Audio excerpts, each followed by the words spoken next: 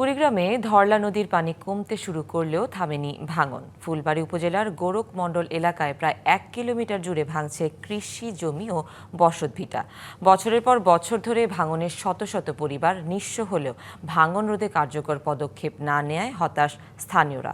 তবে পানি উন্নয়ন বোর্ড বলছে বরাদ্দ না থাকায় কাজ করা যাচ্ছে না। ধরলা তীব্র স্রোতে ভাঙছে জমি বসতভিটা, তবে চেয়ে চেয়ে দেখা ছাড়া যেন আর কিছুই করার নেই বাসিন্দাদের। গত 5 বছরে কুড়িগ্রামের ফুলবাড়ী উপজেলার গোরখমণ্ডল এলাকার 4 শতাধিক পরিবার ধরলার ভাঙনে ভিটেমাটি ও আবাদি জমি হারিয়ে এখন নিঃস্ব।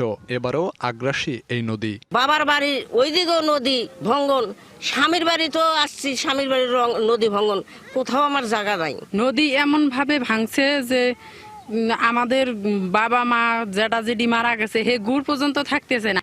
প্রায় 1 কিলোমিটার এলাকা জুড়ে তীব্র রূপ নিয়েছে ভাঙন। এরই মধ্যে নদীগর্ভে বিলীন শত একর কৃষি জমি, হুমকিতে বসতবাড়ি, ফসলি জমি, শিক্ষা প্রতিষ্ঠান সহ আরও নানা স্থাপনা। নদীর পাড়ে আমাদের বাড়ি, অন্তত 50-60টা বাড়ি এইবার ভাঙি গেল। যেখানে আমরা সন্তানদের শিক্ষার জন্য পাঠাতাম, সেই শিক্ষা প্রতিষ্ঠানগুলো আজ নদীর তীরে। মনে হয় আর কিছু ভাঙলে সেই শিক্ষা প্রতিষ্ঠানগুলো ভেঙে যাবে, তখন আমাদের সন্তানরা কোথায় পড়াশোনা করবে? বছর বছর ভাঙনে দিশেহারা বাসিন্দারা বিভিন্ন দপ্তরে ভাঙন রোধে ব্যবস্থার জন্য আবেদন ও আন্দোলন করেও সমাধান না পাওয়ায় বাড়ছে ক্ষোভ। 2021-22 সাল থেকে শুরু করে এখন এই 2026 সাল পর্যন্ত এখনো আমাদের এখানে কোনো কাজ হয়নি। আমরা কর্মকর্তাদের কাছে গিয়েছি, আমরা গেছি আসছি এটাই, আর এর প্রতিফলে যে আমাদের এখানে কোনো কাজ, আমরা এতক্ষণ পর্যন্ত তাদের কাছে কোনো সাড়া পাইনি। পানি মন্ত্রণালয় আছে, তাদের কাছে আমরা আপনাদের মাধ্যমেই আবেদন জানাচ্ছি যেন এটা খুব দ্রুত কার্যকর পদক্ষেপ নেওয়া হয়। পানি উন্নয়ন বোর্ড বলছে ভাঙন কবলিত 26টি পয়েন্টে বাঁধ নির্মাণে চাওয়া হয়েছে বরাদ্দ। অনুমোদন পেলেই শুরু হবে কাজ।